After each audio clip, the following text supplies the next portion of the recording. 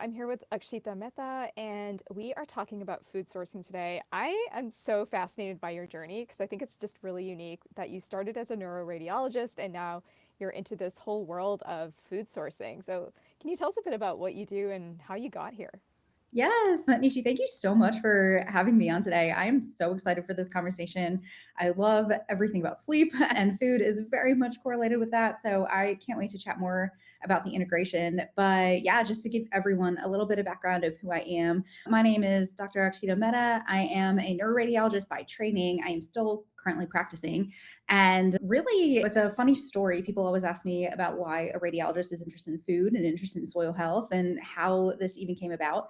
But it's simple. I think, like a lot of physicians, just seeing the same chronic diseases every day. And I feel like as a radiologist, I was watching the progression almost on a daily basis. I could read scans of people in their 20s and 30s. I could read scans of people in their 40s and 50s, 10 minutes later, and then in their 60s, 70s, 80s. And I'm just watching all of these different areas around the body and different disease processes and how they progress over time. And you said that most of your audience is in healthcare or physicians, but just for anyone who isn't familiar with what a radiologist is, my job is to read people's imaging studies. So I read MRIs, I read CAT scans, I read ultrasounds, I read X-rays, things like that. My subspecialty focus is neuroradiology, so I read head, neck, brain, and spine imaging. But I also practice general radiology. I read chest imaging, I read abdominal imaging, I read some MSK imaging. And what am I seeing? I'm seeing things like diverticulosis, right? I'll see people in their 30s and 40s, and I can see a couple colonic diverticuli. Sometimes we might not really harp on it that much in the report. And then in their 50s and 60s, or a decade later, we'll see a couple more. In some people, we end up seeing pancolonic diverticuli. And then we get to the point where it's causing issues, and we get diverticulitis. And then we get to a point in some people where now we're having to resect part of the colon, where it's just so inflamed, or we've had multiple bouts of diverticulitis. We see complications of that. We can see really rarely things like visualization. That's super rare. But again, we see these things really commonly. We see steatosis, which is fatty liver, right? And I can see early steatosis and I can watch it progress over time, atherosclerosis throughout the entire body. And so we'll see calcified and non-calcified atherosclerosis in vessels that go to the brain. I do a lot of stroke imaging. That's what causes strokes commonly is we'll have atherosclerosis that forms in the carotid arteries or the posterior circulation, the vertebral arteries. That's less common, but more commonly in the carotid arteries that can embolize, go to the brain, that can cause a stroke. And or we can see it in the coronary arteries. I see that a lot on chest imaging. We can see really mild coronary atherosclerosis. We can see really dense triple vessel coronary atherosclerosis. That's what causes heart attacks. We see it in the abdomen and the legs. We see peripheral arterial disease, all kinds of things. So anyway, that's what I do, and wanted to learn a little bit about what can we do to prevent this and write a different story, right? It almost feels inevitable.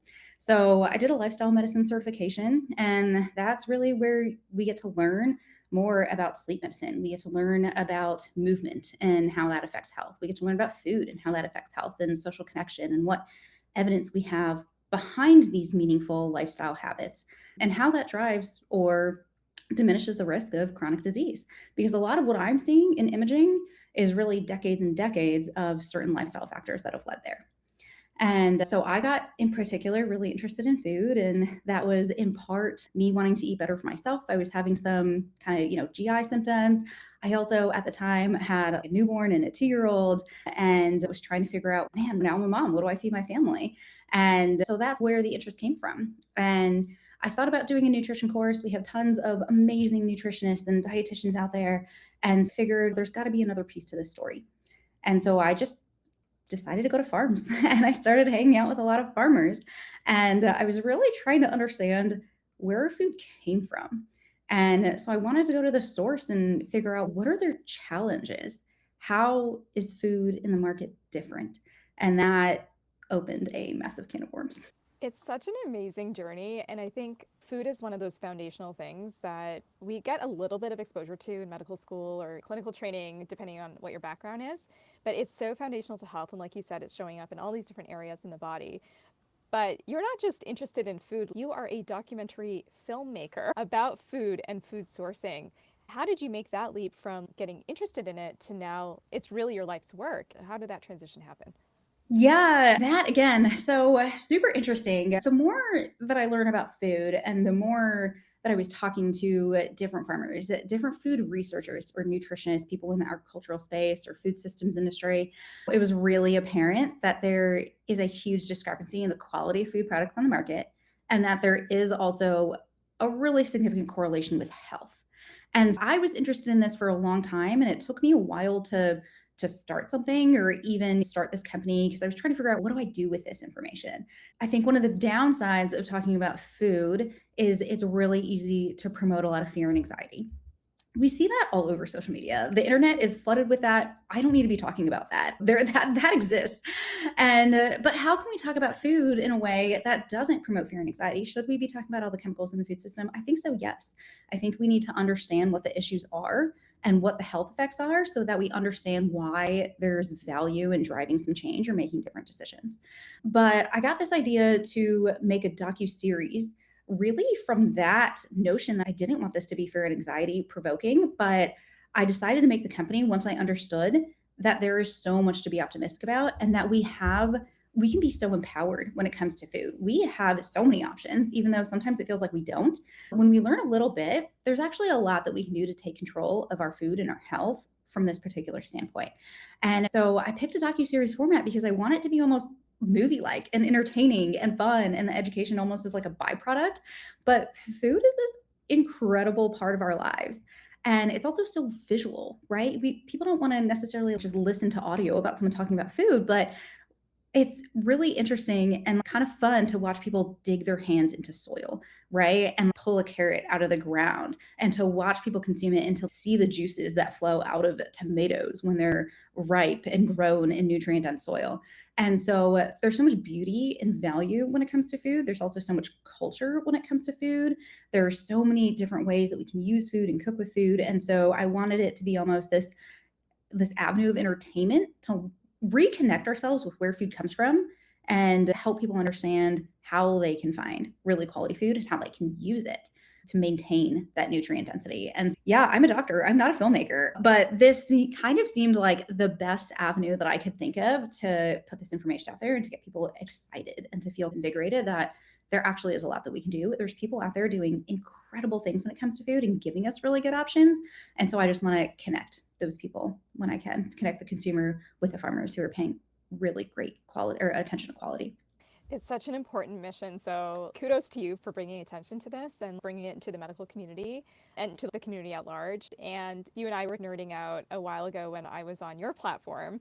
And I was sharing some of the experiences I've had with the Save Soil movement that I've been involved with. And one of the principles there is that 52% of agricultural soil is already degraded. And a lot of that is because of modern agricultural practices and tilling and this kind of stuff. And the Save Soil movement is about bringing back organic matter into the minimum of 3 to 6% organic matter back into the soil so that food can be more nutrient dense. But not only that, it can help with the climate crisis because soil is a carbon sequestration mechanism. So it can help with global warming. It can help with water scarcity. I'm in California. Drought is a huge issue here. When you have organic matter in the soil, it can help hold the water and reduce drought. There's so many downstream benefits to healthier soil. And I know that's something that you talk a lot about in your work. Could you share a little bit more with our audience about why is food sourcing so important? As you can see, there's a lot to learn when it comes to clinical sleep medicine, and we're just scratching the surface in today's interview. If you are a physician or a health practitioner who wants to learn more about clinical sleep medicine in a practical way that you can use in your everyday clinical work, then get my free sleep mini course. I'll put the link to that in the video description below. You can also get it at intrabalance.com/doctors. It's really funny. I'm a neuroradiologist by training. My, I think, life goal is just human health. That's what we're trained for. That is why I went to medical school. That's why I want to continue to practice as a physician. And it's so funny that through all of these experiences, I have come to appreciate and understand that human health is really tied in soil health. And that sounds so arbitrary and so ridiculous, but all of the reasons that you just said. So from a really basic standpoint, this part can almost be common sense, just probably something that a lot of us haven't thought about before. When our soil is really nutrient dense, when there's this whole microbiome that's growing underneath the soil, and we have tons of bugs and fungi and all of these beautiful things that are going on in the soil. And when our soil has a lot of magnesium and potassium and nitrogen in the soil that allows plants to grow, when our soil is able to hold on to water because plants need water to grow, the plants that grow out of that are more nutrient dense. And we can go into deeper in that if you want. So what we're doing now and what we're understanding is, hey, we've actually seen this decline in the nutrient density in crops. And a lot of that research goes back to the 50s. And we have found this way that we can actually produce food differently. This whole area of agriculture, where a lot of people are calling it regenerative agriculture, we can talk about organic practices. These are all vague terms that get thrown around. There's not specific definitions for all these things, but there's basically a way of farming where we optimize the nutrient density of that soil in order to grow healthier food. And so this matters if we're someone who eats plants or if we're someone who eats animals. And that correlation may not also be that clear. Animals also eat plants.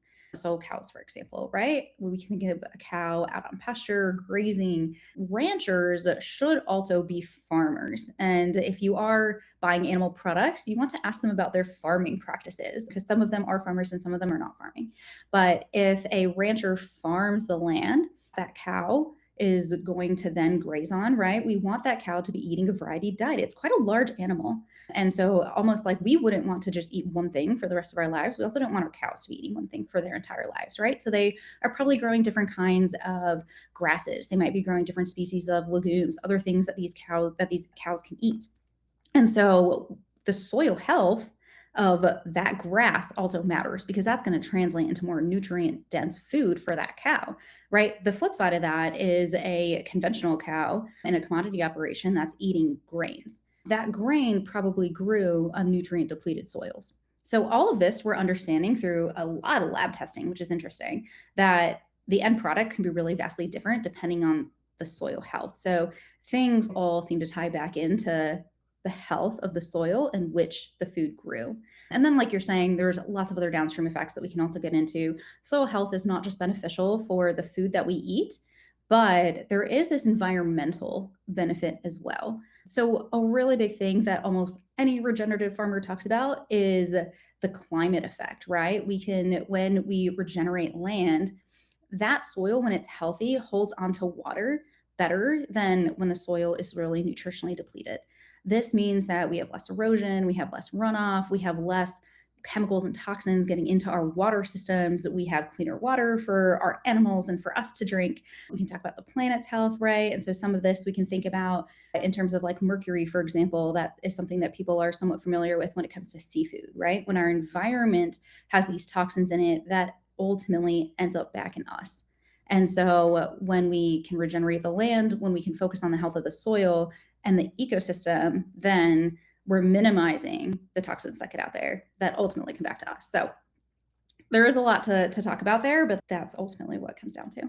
It's such an important thing, and you explained it so well. And I think, like you said, this is not a fringe idea, right? It's not just a woo-woo thing. This is grounded in real science. We are seeing the changes happening.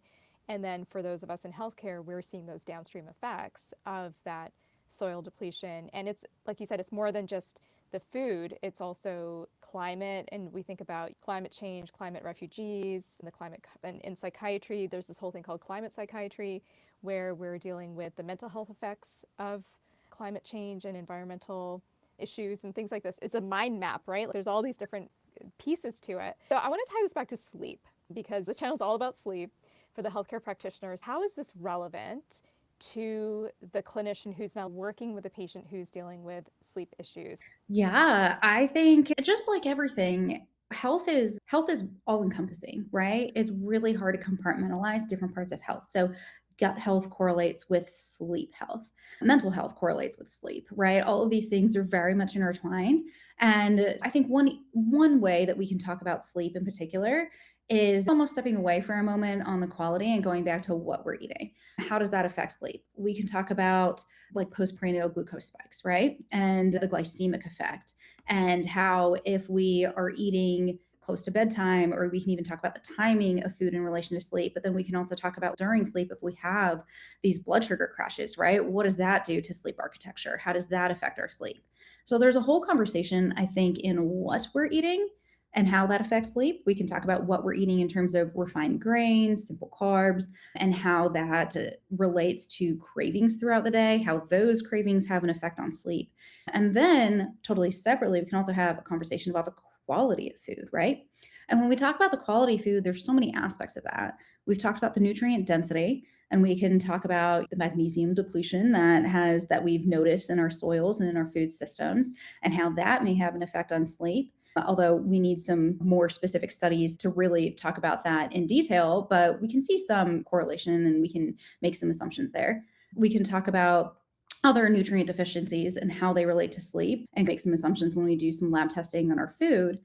But then we can also talk about what's also in our food, right? We can talk about toxins that may be prevalent depending on where our food comes from, how our food was stored and transported and treated. And so those things that may be getting into our bodies through food as a mechanism can also affect sleep. So I think there's, again, so many different avenues that we can chat about there when it comes to food and sleep, but I think they play a role.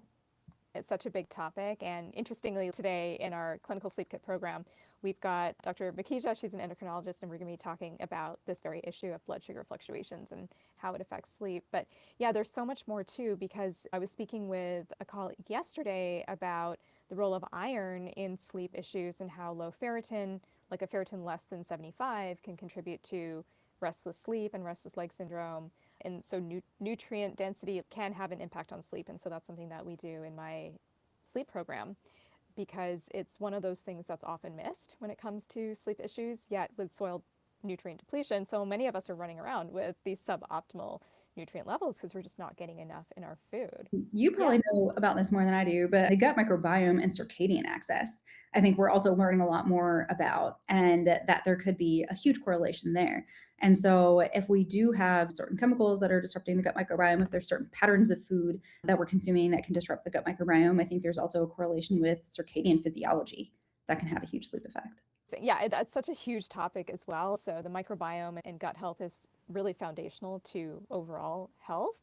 For the listener, if you're listening to this conversation, we'd love to hear from you what nutrition habit has made the biggest difference for your own health or for your patients. You can tell us in the comments below, because we would love to hear from you and see what you guys are seeing in your clinical practice. Okay, I think that there's so many different areas that we could double click on and explore. How does this translate into your day-to-day life? Like, what are you doing differently? Yeah, this is almost the most fun part for me. So I think there's like this journey that I take people on when I start talking about food quality. And the first is fundamentally just understanding that not all food products on the market are equivalent. So I'm not really specifically telling people what to eat. There's so much that goes onto people's preferences and culture and what they're used to eating, what they know how to eat. But whatever product you like to eat, whatever ingredient that is, digging a little bit deeper into where it came from and what the quality of that ingredient is. So that's just the first. And then when people get excited about, okay, I want to start learning about this or start figuring out where to go, I think the next place that I try and take them is, great, let's pick one thing, right? We're not overhauling anyone's pantry. We're not overhauling anyone's diet. Just like everything else in medicine, we need to meet people where they're at. And if we can make this fun and exciting and approachable and sustainable, then I think we see change. So we never want to do too many things at one time, and we don't want to make it overwhelming where we don't have to. So I ask them for 2 to 3 things. Tell me about what you eat. What are the things that you eat most commonly? And it might even be something like a cooking oil. I cook almost everything in this particular kind of oil. Or I eat eggs every single day for breakfast. Or I really like toast for breakfast, whatever it is. And I start with one. I pick one of those 2 to 3 things that they tell me that I think is going to be the easiest to try and change. And then I try and make it fun, and I try and make it almost a game. So when I started doing this, it was really overwhelming, and I didn't want it to feel that way. And then so I almost had to challenge that thinking. And then so I asked myself, how could I make this even easier than what I'm doing today? And what I was doing before this journey was I would go to the grocery store, usually on a Saturday or Sunday, or actually in the past several years, I've just been doing a pickup order, right? But I would put in a grocery order, I would pick it up, and then I would try and make stuff with that throughout the week. Sometimes I was better at meal planning than others. Other times, sometimes it was just a random grocery order, and other times there was a little more structure to it. And I wanted to ask, I was like, how can I make that even easier, right? Because I don't want to make this complicated for people. People don't really want to go drive to 12 different places every single week to get one product from one place. And with this day and age, there's so many options. We have so many people that can ship things to our door, where I have to do research one time, get really comfortable with the product, put it on subscription. So I don't even have to order it. I don't even ever have to think about it. And I just have it in my house when I want to eat it. And so that's what I try and do for people, make it almost easier. I think it's really complicated to go to a grocery store if I want chicken and see 28,000 kinds of chicken and then try and read all the labels and try and figure out, is air chilled more important than organic, or this one has this, but this one's kind of priced this way. I don't even want to think about it. And so I found a source of chicken that I really like. It's always in my freezer and a box shows up, and I was able to tweak it to where it usually shows up when I'm running out. And now I never think about it. I never have to buy chicken. I did the same for seafood. I did the same for olive oil. I did the same for beans and rice. And so I tried, and I did this over time, right? So I tried to automate as much as I can or find a source that I really liked. And then I never have to think about that particular ingredient again. And I did it with things that I consume the most. Because if I try to find a really high quality anything, but I almost never ate it, then it wasn't going to make much of a difference, right? And then I let everything else go. There is no need for perfection here. We don't need to find, there is no optimal source, first of all, but we don't even need to find a better source, let's say, for every single thing that we eat. But if we can do one or two things, that's probably going to make a massive difference. And then you can put everything else on the back burner if you want. And this is where medicine, just like in every other aspect of medicine, gets very personalized. We're going to have patients who are interested in maybe one or two things and then they're good, right? They don't want to hear about it anymore. There's no interest beyond that. They want to just kind of continue their lives. Fantastic. And then we're going to have patients on the other end of the spectrum that are interested in slowly over time, maybe changing a pretty significant portion of what they eat. Fantastic. We can work through that. But I think make it fun, make it realistic, make it optimal. Don't make it too hard. Otherwise, we're not going to sustain it. And then the other thing that I would say is see if there's a way to build community around this. And this may not be for everyone, but eggs, for example, my husband really likes eating eggs in the morning for breakfast. It's super easy. It's quick, fills him up. Great. A lot of grocery store eggs, we're finding this is so dependent again on grocery store and where you live, but some of them could be around the 2 months-ish mark old by the time they make it there, depending on the supply chain. Again, this could be a very variable number.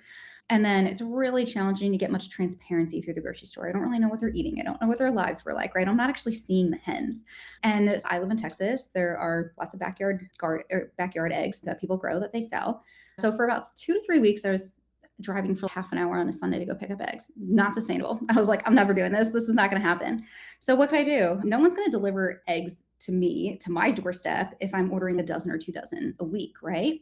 But I asked her and I was like, hey, how many egg cartons would I have to order for you for it to be worth it for you to deliver it to me? And she said 10 dozen. I was like, great. I texted my whole street. And now every week to every other week, I get 15 dozen eggs delivered to me. And all I have to do is put it in the fridge. And so there are ways where maybe it's not sustainable for you to do something, but there's ways to also leverage community to get better quality products when there are certain things that we prefer to get locally. Produce, for example, if you work in an office, maybe there's someone that maybe you could get your entire office and pull together. And maybe there's someone you can almost hire a TaskRabbit, right? If you don't know if that person's not willing to deliver to you, just make it a game, make it fun, get really creative. Who could you find to bring it to you if going to them is not an option? And I think there's so much to play with in this area, and there's so many opportunities, and there's so much that we can do. That is such a smart idea. I never would have thought of having someone deliver the eggs to you, or even asking them, if you can't deliver a dozen eggs, what would make it worth your time, and getting your whole community involved. Such a great idea. And I'm thinking about the clinician who's wondering, or just the person who's wondering, where do I start? So for example, you mentioned olive oil. How do you even know what's good quality and what isn't good quality? And how do you even start selecting those products? And I love the idea of the subscription because it takes the decision fatigue out of it. But the first step is even knowing what's a good quality product to order. How do you figure that out? Yeah, exactly. So this is where I'm hoping to bridge that gap. So a couple of different things. The docu-series, I'm also making a CME course for physicians where it walks through basic food ingredients, where we can source them from, what we can talk to patients about, and what actually matters for each ingredient. I have a food decoder, and so it's 3 things to look for different food ingredients. And it gets you like 80% of the way there. So there's a short list where if you're not super interested in all this stuff, you can look at those 3 things and then put the rest of the decoder away. And then after the short list, there's a page after that has some more in-depth knowledge. If you're more like the physician data interested mindset where you're like, I need to know why, then there's a little bit of information there for you. You could Google this stuff, right? And just say, hey, if I want to find really high quality olive oil, for example, what should I look for? That can even get you there. But I'm happy to, point people in a really specific direction. I've tried to make this as easy as possible for people. So happy to send people that decoder. The CME course should hopefully be helpful in bridging that gap. And then if you have any specific questions, you're always welcome to reach out to me. My email is at hello@diveandhealthmd.com. I have lots of stuff on social media. I have a podcast as well where people can start learning about these things. But yeah, I think just diving a little bit into pick one thing. And then I'll say, just as a really from a basic level, despite what food ingredient you're looking at, there's two things that matter. And one is, what did it eat? And so if that's plants, then that's the soil, right? What did it eat? Where did the nutrients come from? And if that's animals, then actually, what did it eat? Did it eat a lot of grains? Did it eat grass? Did it eat bugs? That diet. So the diet is number one. The number two part of any food is the environment. So if it's an animal, was it in a small warehouse, which was super overcrowded? Was it out on pasture? And this, to me, I didn't fully appreciate until I saw the data of how those things actually make meaningful differences in the end product. So we have tested pasture-raised food versus conventional food, and there is a marked difference. So that's the second part. And then for produce, same thing, environment, right? Was it in a greenhouse? Was it outside? Was it grown with the same plants near it? Was it grown in an area of diverse plants? So the diet and the environment are the two things to look for any food group. Okay, that's super helpful. And what about organic? Is organic always better? Is it always healthier? How do you think about that? Yeah, just like anything, there's no perfection. But so I have this question as well. I have an entire podcast episode called Is Organic Worth It? And I'll say the punchline is yes. So I talked to the Neuroradiologist Institute, which studies organic agriculture in relation to conventional agriculture. And now we're studying regenerative organic in relation to conventional agriculture as well. Are there meaningful differences in organic versus conventional food? Yes. What are the drawbacks, right? Why is that not always an absolute statement? And it's because there's a spectrum in anything. All conventional food is not equivalent in terms of nutritional composition. All organic food is not equivalent in terms of nutritional composition. It really comes down to the farm, and every farm practices slightly differently. So we can have organic farms that don't use specific pesticides. They qualify for organic, but maybe they still have pretty nutrient depleted soils, right? We can also have an organic farm that doesn't use pesticides, and maybe they've done a few more soil amendments, or they've tested their soils a little bit more, right? Those are going to be two different products. Not all conventional food is super nutrient depleted. It really depends on where it came from. But because we don't live in a society anymore where every single person is going to their farmer and knows their farmer and has in-depth conversations with their farmer, and we don't know where our food comes from, I think the organic pushes us in the right direction. I buy organic food when feasible. I think that through the testing in general, organic does have a favorable nutrient profile. But also, the other question is what's not in it. So we do want to think about the nutrient value of the food. We want to think about what is in it. Does it have more vitamins? Does it have more minerals? Does it have more phytochemicals? That's actually a whole conversation that we should talk about. But then the second part of that is what's not in it. And the lack of some of these more synthetic pesticides makes organic worth it as well. So in general, yes. Is it perfect? No. But unless you're someone who is interested in getting to know a local farmer, which again, I think that's actually way more feasible than many people may think that it might be. But if that's not in the cards for you today, then I would say organic gets you moving in the right direction. It's not going to be perfection, but it's going to get you moving in the right direction. If you find something with a regenerative organic label, that also gets you in an even better direction, I would say. But again, not all regenerative organic practices are equivalent. So there's still more questions to be asked. And then just a couple other, I think, points about this particular conversation. We have, through lab testing, shown that organic food has more nutrient density. A portion of that we should talk about is phytochemical density. So when we talk about food, people are pretty familiar with macros. We can talk about protein and fat and carbs, and that's an important conversation. We can also talk about vitamins and minerals. Many people are familiar with what those things are. We can talk about B vitamins. We can talk about magnesium, selenium, even zinc, all the iron, right? All these things that are in food that we kind of understand has an important effect on health. The other thing that we can talk about is phytochemicals and phytonutrients and all these secondary metabolites. And those are things like carotenoids and flavonoids and polyphenols. These are antioxidants. These are things that have anti-inflammatory potential. These are other compounds in food that have pretty significant health effects that we're not really measuring. We don't talk about a whole lot when it comes to different food products. And a lot of that seems to come down to how that food was grown. So an interesting kind of concept that took me a while to fully understand, I think, is when food goes through almost like adversity, it develops these secondary chemicals, these phytonutrients, as a defense mechanism. So, for example, wheat used to grow really tall, like up to the necks, right? Now we plant these more dwarf varieties. There's something really wrong with that. But when the wheat goes through periods of really heavy wind, it's being swayed back and forth. When the wheat was really tall, it sometimes would get knocked over and the wheat wouldn't make it. When the wheat has to withstand really heavy wind, it develops these other chemicals to make it more tolerant to that adverse. Drought is another thing. People talk about Central Texas honey. The bees that pollinate in that area are pollinating on plants that have withstood significant drought. And then so they have these properties to them, these enzymes that allow the plant to thrive in these almost extreme conditions. People talk about beans that grow in really high altitude. We can talk about even just going back to organic farming, right? If there is a pest that has bitten the plant, there's like this wound healing response that happens, assuming the plant doesn't fully die during that process. But if it thrives, it has this wound healing response, and then it develops all of these other kind of like phytochemicals in order to allow the plant to live. But then when we consume that, we get all of those benefits. So that is also something that we get out of more organic or regenerative organic farming, as opposed to conventional farming, where we're killing all the pests and we're making it pretty easy for the plants to thrive. And then the last thing that I would say is the organic certification is really challenging to get. And this is also something that I think may be beneficial for consumers to appreciate. It costs a lot of money, and it's getting more and more challenging as time goes on to sustain the organic certification plus the regenerative organic certification, both of them. It's a lot of admin time, it's a lot of paperwork, and it's a lot of money.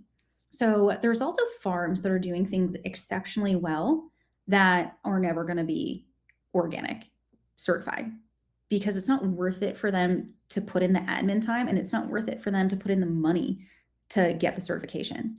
So it really, again, comes down to the farm. If something is certified, that usually means it's followed that specific process, and it's not that hard to look up what exactly falls into that process.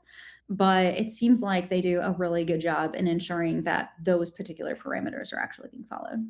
That is so good to know. Like you said, we talk a lot about macros and vitamins and minerals, all of these things, but the phytochemicals are where we get a lot of the health benefits as well, and it doesn't really get much attention. I have a few rapid fire questions for you. Okay. Okay, so frozen vegetables are inferior. Oh, God, no. No, but with lots of caveats. But Can you say a little bit about that? yeah. Okay. So I don't know how quick you wanted this rapid fire to go. Okay.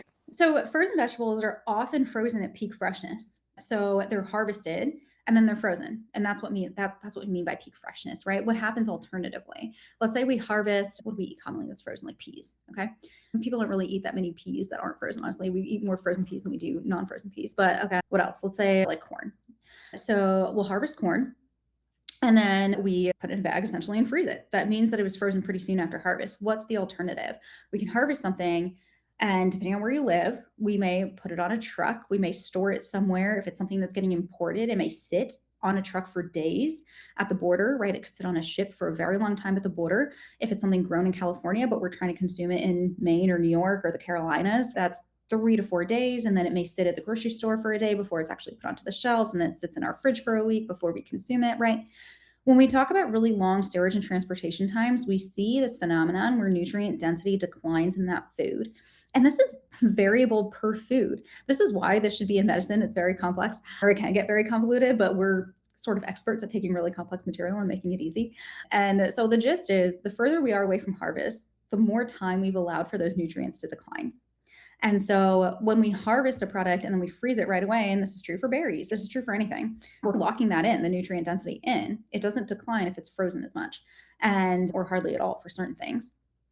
And so that is a huge way where people can get a lot more into their diet if they're concerned about the nutrient density, is we can totally go to frozen food. But again, not every farming practice is equivalent. So there may be other things in there, or not everything is going to be equivalent in terms of how exactly it was done.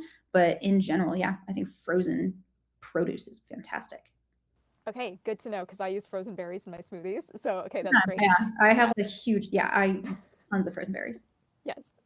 Okay, so the next one is, this one's all over social media. Seed oils are the root of all disease. So interesting. Okay. Social media is tough to navigate through. I had this question. I went to the Food is Health, Food is Life conference, and they were the most incredible people at that conference. I did an interview with Dr. Christopher Gardner, who's one of the most worldwide value nutritional researchers. He's done a lot in the space. And then I had a separate conversation with Dr. Walter Willett, who is a Harvard nutritionist, also one of the most cited in the world. And I'm just so fortunate that I got to have those conversations. And I asked both of those people the same question, amongst many others. Seed oils are not the enemy. Let's take a step back and talk about saturated fats versus unsaturated fats first. There are types of both of those things. Saturated fats, we have pretty good data demonstrate an increased risk. So saturated fats are of concern. Unsaturated fats, especially polyunsaturated fats, monounsaturated fats, don't carry a similar risk. And so I think in general, if I can make anything a blanket statement, I would choose the unsaturated fat over saturated fat. Okay. Now we need to caveat trans fats. Trans fats, we do know, have an atherogenic risk. Those have, from Dr. Willett's research, has largely been banned in the United States for a while now. However, there are naturally occurring trans fats in a lot of products. So they're not completely gone. We're still getting exposed to them. We're just not adding them into a lot of our food synthetically. And so when it comes to seed oils or unsaturated fats, I would choose a seed oil over something like beef tallow, which is a saturated fat. Okay. How do you know if it's something saturated versus unsaturated? The easiest way to tell is if it's solid at room temperature. Okay. Butter is solid at room temperature. Beef tallow is solid at room temperature. Coconut oil is solid at room temperature, has a pretty significant amount of saturated fat in it.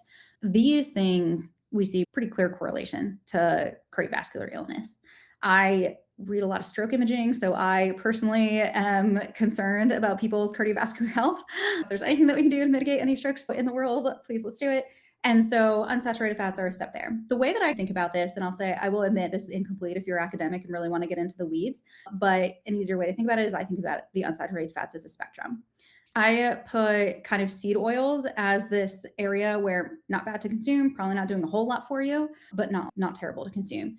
If you have the means, things like fruit oils, like olive oils, have additional things in them. They have things like polyphenols, which actually provide health benefits to it. So it's an unsaturated fat, but it also has health benefits with the polyphenols. Now, again, not all olive oil is created equal. If we have really high heat processed olive oil, I don't know that there's going to be that much of a health benefit to it. And then when we go to seed oil specifically, going back to that, the way that we create the seed oil matters. Not all seed oils are equivalent. We can have something called expeller pressed or cold pressed seed oils that may actually have some of those antioxidants in them and may have some mild health benefits. I just don't think that's really proven or that's thought of to be a big factor.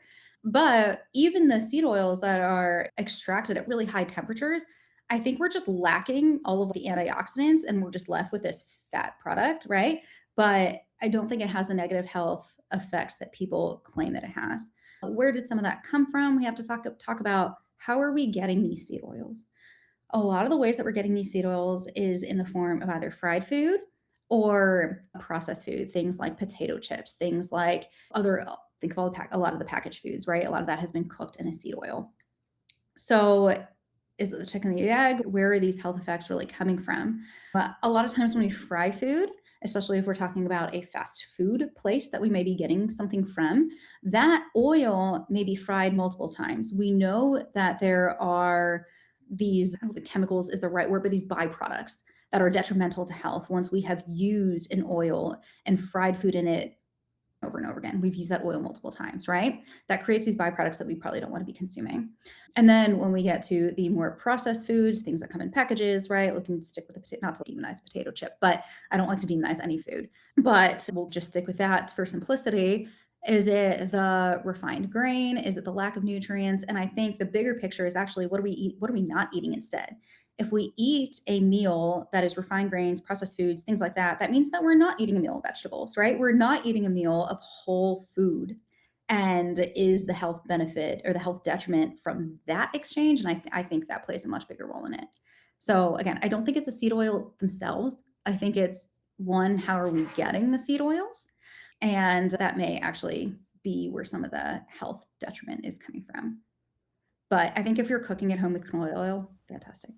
This is so helpful. And I think I would love to have you come back so we can go deeper into the gut microbiome. And one thing we didn't even get to talk about today is how to eat. You and I, we were talking about the cephalic phase of digestion Yeah. previously when we were chatting. And that's something that I speak about a lot with my patients too, is it's not just what you're eating, but how you're eating it. And this is, you have a whole docu-series on this topic and a whole podcast. There's only so much we can cover in one session today. What is one thing you want every healthcare professional to take away from today's discussion? A couple things. I think what you said was actually how I was going to answer that, that the way that we eat is just as important as what we eat. We're definitely in this era of just so much information. And I think not to anyone's fault, but people just aren't feeling well in general, right? We have all these subclinical issues. We don't know exactly what to do with them. Medicine's kind of catching up a little bit. There's so many factors that are changing at one time that are compounding, and it's challenging to tease that out. So people aren't feeling well. We're looking for answers. And I think that makes sense. But when we have almost so much information, we try and question everything. And so if you're sitting down right now and you're eating something, or you're about to eat something, or inevitably later in this day, hopefully you're eating something, enjoy it. I don't care what it is. Enjoy it, appreciate it, think about it, touch it, feel it, interact with it. And I think that the way that we eat also plays such a significant role. If we're sitting down with something and we're just going to go really stereotypical here, but something like a burger or a pizza or something that we have personally deemed as unhealthy, quote unquote, and we're stressed about that decision, if we're eating cake at a birthday party and we're stressed about that decision, that's going to play a much larger role and like a detrimental role in our body's response to that food, right? And yes, there's value in talking about what to eat. Absolutely. We know that there's huge links between human health and what we're eating. But in the moment, enjoy it, right? We're talking about dietary habits over a lifespan, not a single meal. And then food is also meant to be enjoyed. We're supposed to sit down with it. We're supposed to eat it in a community if that's possible for you. Family dinners, things like that. Those actually provide some health benefits doing it in that regard, because it costs us to slow down. If we're laughing when we're eating, if we're having enjoyable conversations, our bodies are just in this elevated state. We're much happier. Our bodies are going to digest things better. When we're in a parasympathetic state, we can talk to our patients about the physiology of digestion and the role of the parasympathetic nervous system in digestion.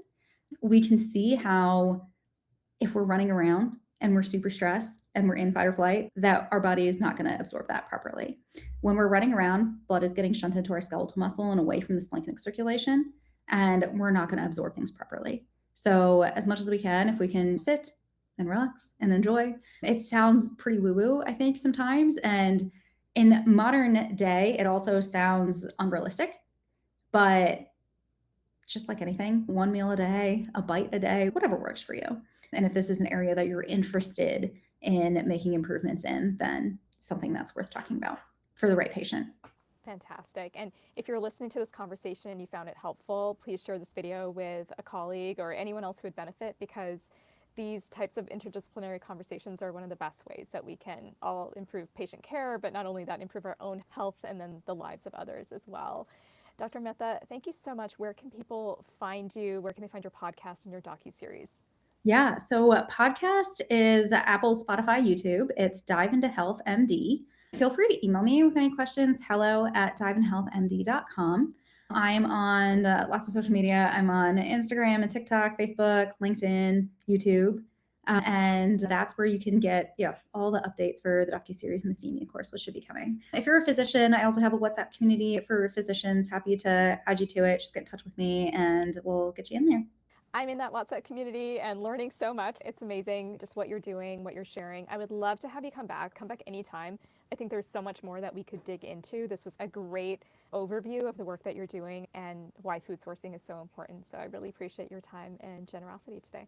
Thanks. Yeah, I was definitely trying to hold back sometimes. I could have, I think, rambled for an hour about so many of these different topics, but it's so interesting to me. And all I want to end with is, if you are someone interested in looking at food for health, please know that there is an optimistic way to look at this. There is a way to feel so empowered. You have so many options and so many resources, and there's so many ways to integrate food in a way that is healthy. So excited to help bridge that gap.